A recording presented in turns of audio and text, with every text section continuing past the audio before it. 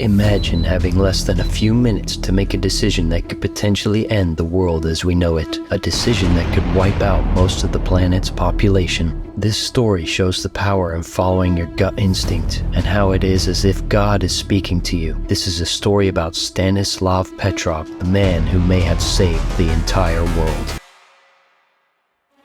Petrov was born on the 7th of September in 1939 to a Russian family near Vladivostok. His father, Yevgraf, flew fighter aircraft during World War II and his mother was a nurse. Petrov enrolled at the Kiev Military Aviation Engineering Academy of the Soviet Air Forces and graduated in 1972. He joined the Soviet Air Defense Forces. In the early 1970s, he was assigned to the organization that oversaw the new early warning system intended to detect ballistic missile attacks from NATO countries. On September 26, 1983, 39 years ago, 3 weeks after the Soviet military had shot down Korean Airlines Flight 007, Petrov was the duty officer at the command center for the Oko nuclear early warning system when he saw the word launch flash across the Soviet Union's attack early warning system. His screen stated with high reliability that a total of 5 American intercontinental ballistic missiles, ICBMs,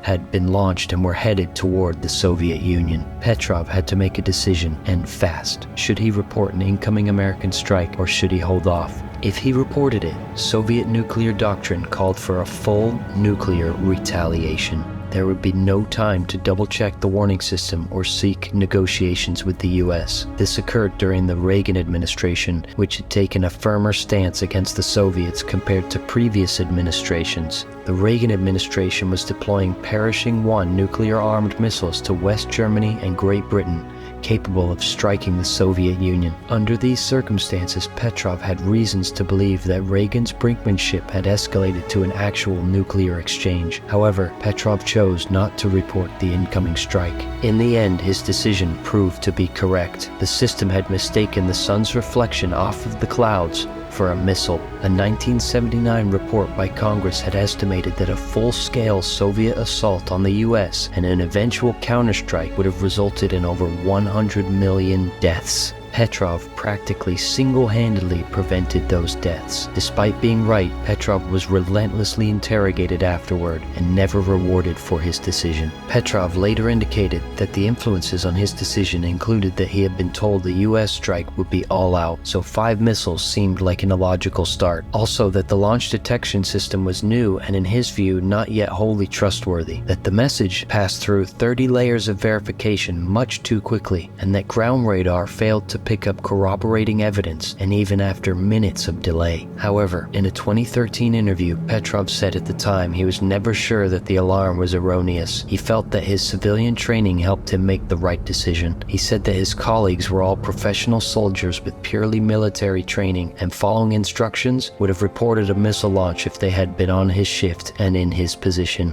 General Yuri Vutintsev, then commander of the Soviet Air Defense's missile defense units, who was the first to hear Petrov's report of the incident and the first to reveal it to the public in the 1990s, states that Petrov's correct actions were duly noted. Petrov himself states he was initially praised by Vutintsev and promised a reward, but recalls that he was also reprimanded for improper filing of paperwork because he had not described the incident in the war diary. Due to this, he received no reward. According to Petrov, this was because the incident and other bugs found in the missile detection system embarrassed his superiors and the scientists who were responsible for it, so that if he was officially rewarded, they would have had to have been punished. He was later reassigned to a less sensitive post, took an early retirement, although he emphasized that he was not quote-unquote forced out of the army, as is sometimes claimed by Western sources. In a later interview, Petrov stated that the famous red button was never made operational, as military psychologists did not want to put the decision about a nuclear war into the hands of one single person. The incident became known publicly in 1998 upon the publication of Vutintsev's memoirs. Widespread media reports since then have increased public awareness of Petrov's actions and how this man may have saved the world from World War III.